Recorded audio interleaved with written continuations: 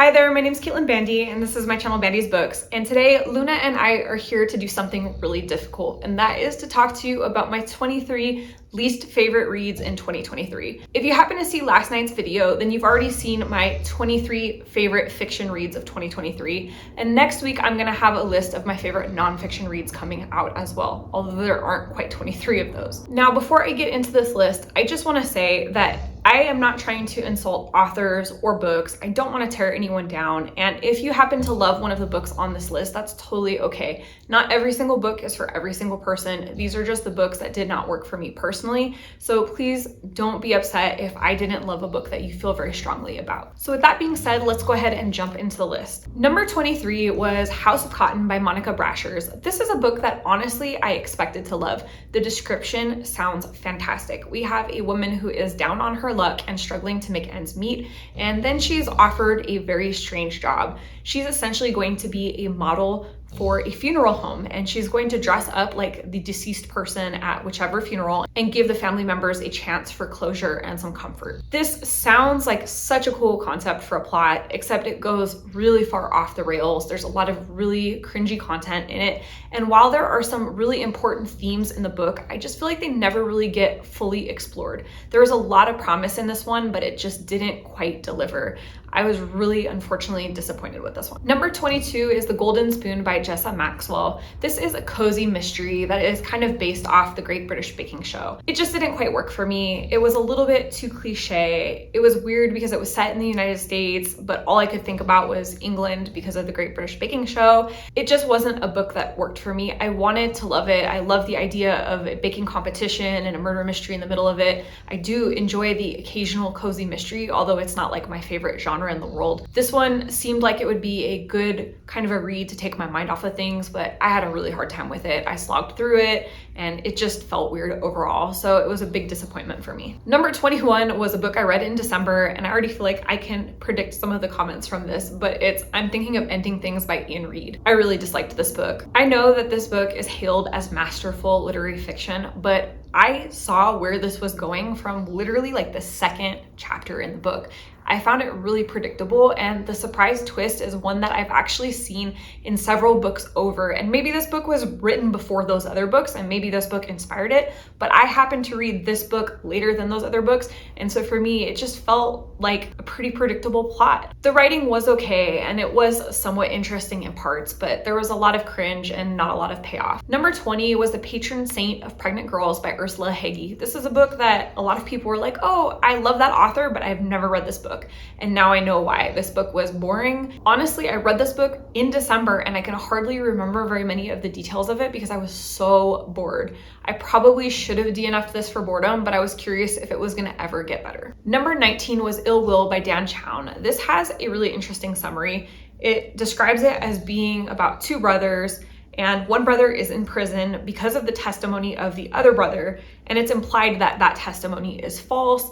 And then the jailed brother gets out of prison, and so it kind of seems like they're set up for a massive conflict and resolution of this whole scenario. Except it doesn't really happen that way. It drags on. There's a lot of really weird formatting in this book as well that made it a very tedious read.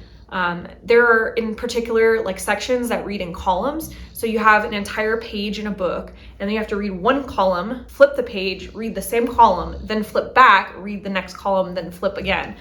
So it's just not an easy or accessible read in terms of the formatting. I didn't like a lot of those choices. They felt kind of overly stylistic and pretentious, and I feel like the narrative would have honestly been better without it. Number 18 is a book that might have suffered because of my own personal preferences, and that is Masters of Death by Olivie Blake. So I admittedly do not have the best track record with dark academia. However, I have read Olivie Blake's Atlas 6 and Atlas Paradox, and I liked them fine. They weren't the best books I've ever read, but they were enjoyable enough that I would consider reading the third book in the series. So I thought I would give Masters of Death a try. Hated it.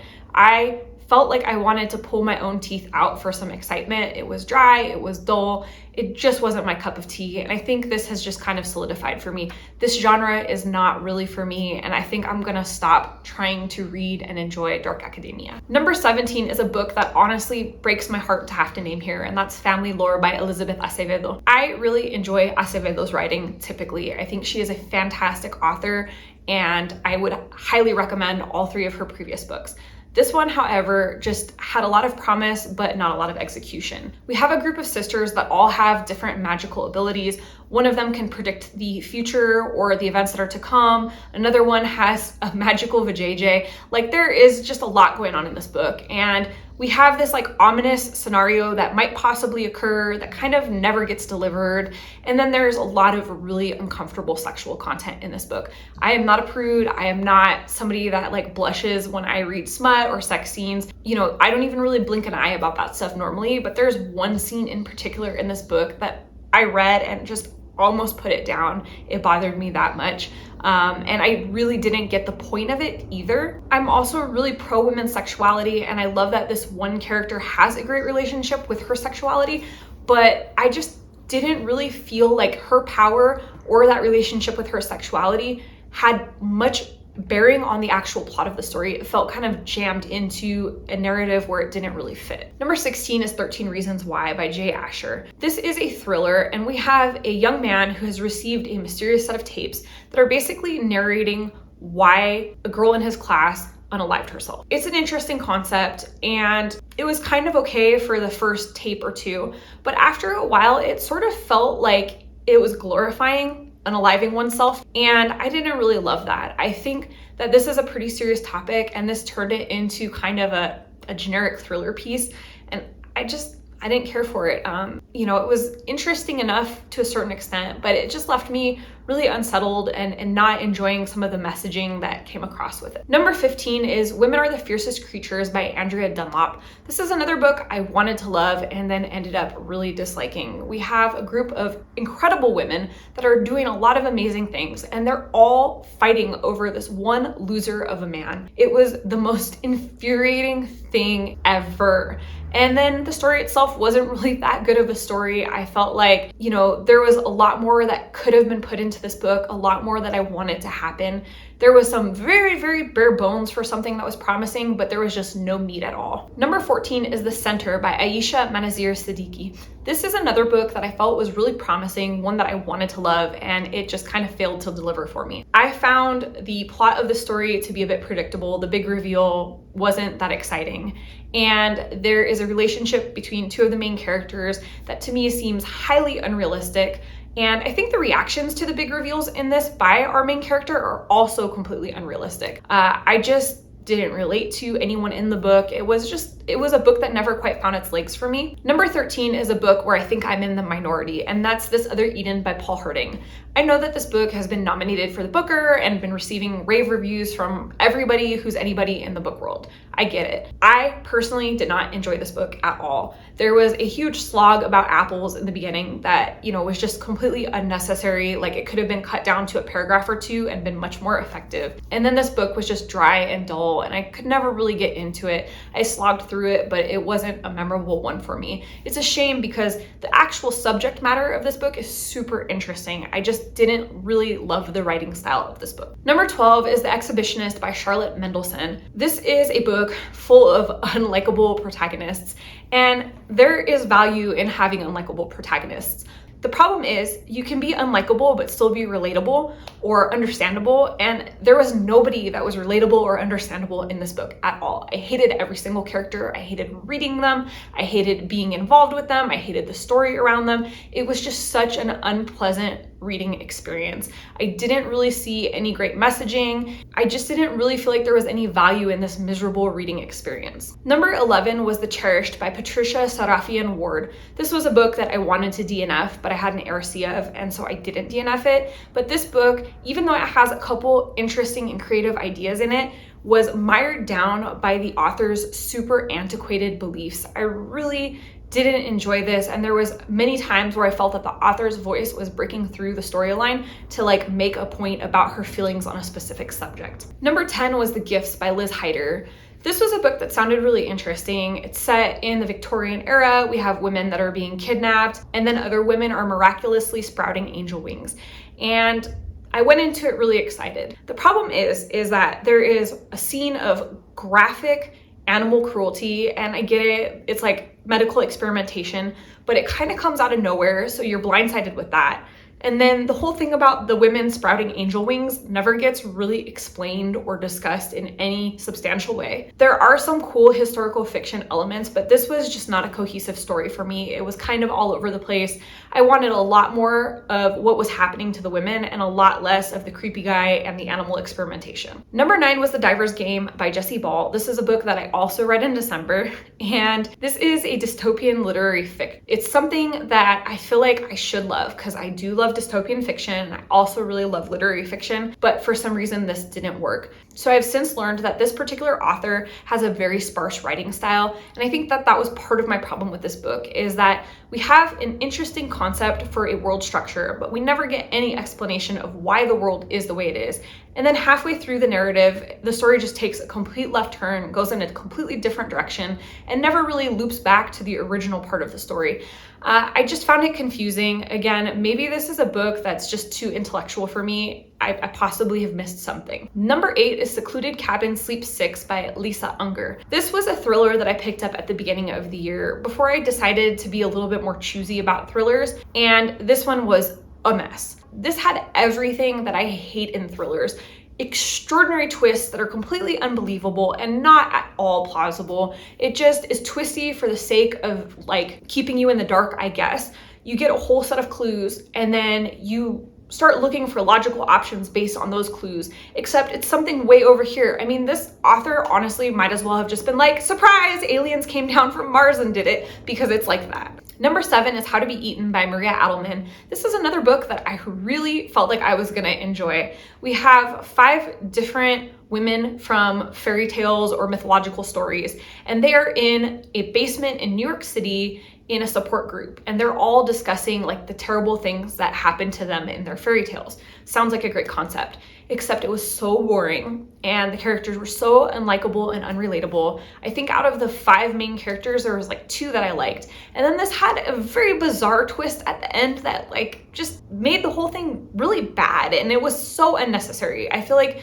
the book might have been slightly more interesting if it had a more genuine ending. Number 6 is one that I expect to get roasted for, and that's The Wishing Game by Meg Schaefer. Look, no hate to anyone that enjoyed this book. It's cozy, I get it. Maybe it kind of takes you back to your childhood reading, but I think objectively this book is really weak. The plot isn't really well thought out. It's very predictable. The characters are vanilla and kind of boring, and there's so much that's unrealistic. Our main character, for example, expects Child Protective Services to relinquish control of a child that she's not related to her when she has a job that doesn't pay her existing bills, no mode of transportation, and no realistic way to care for this child. Oh, and she's living with roommates. Where in reality does this scenario work out? I just don't get it.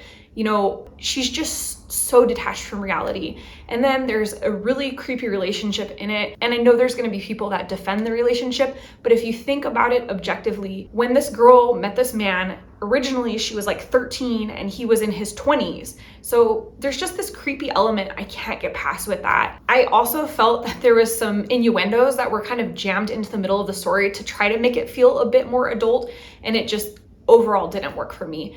Again, I think that the concept is okay for this book, but I just didn't love the execution. Number 5 is another book that's relatively popular right now, and that is Midnight is the Darkest Hour by Ashley Winstead. I mentioned before that I don't really love thrillers that are anchored in reality initially, that kind of just go off the rails, and this was the case with this one. There was a bunch of Twilight references as well, and I'm not a Twilight fangirl. I've actually never read Twilight, never seen the movies. I know that there's some sparkly vampires and werewolves in it, and that's really about it. So I felt very lost and kind of alienated by all of the Twilight referencing. And when the ending was finally revealed, I just was like, this is so unrealistic and implausible.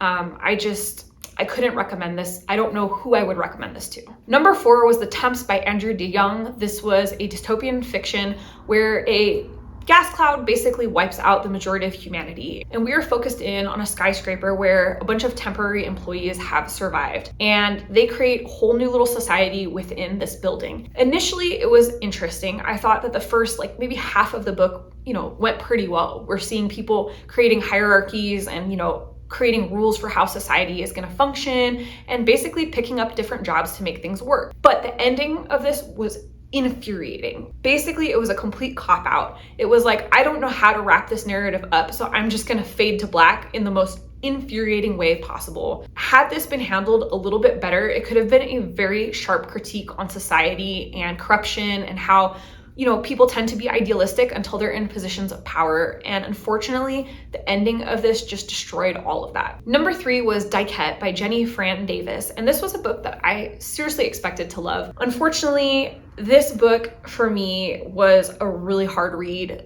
Again, there was some really uncomfortable sexually explicit content that made this almost unreadable at points. And then there are some very toxic dynamics happening within the relationships in the book.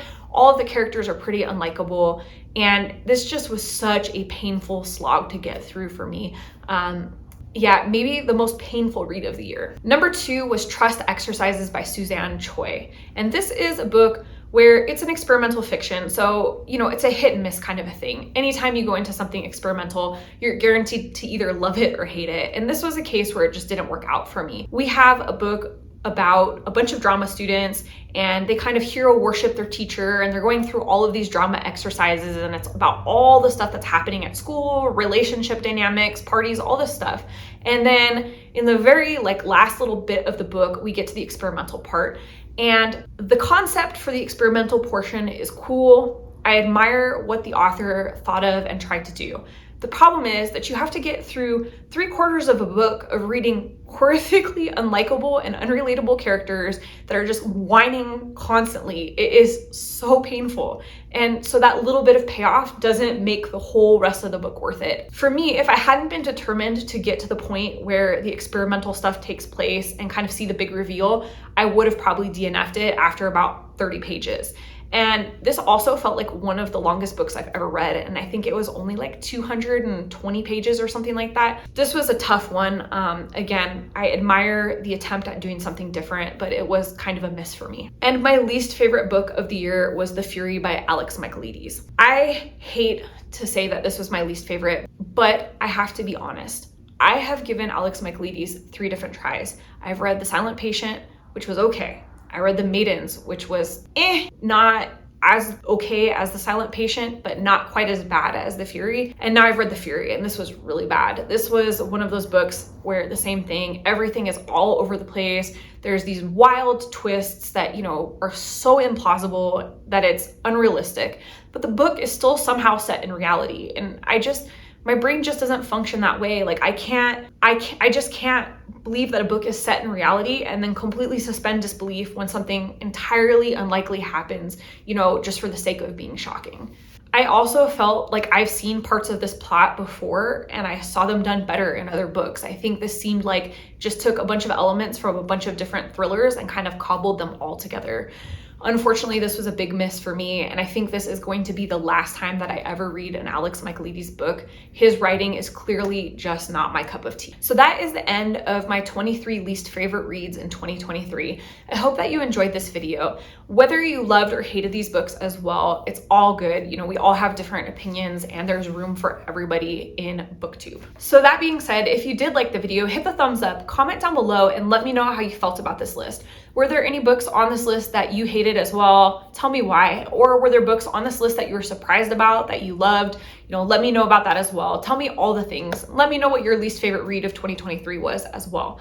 And if you're not already subscribed to this channel, you know what to do. Hit the subscribe button down below, as well as the notification bell, so that you never miss a video. And that way we can see each other again soon. Thanks so much for joining. Bye.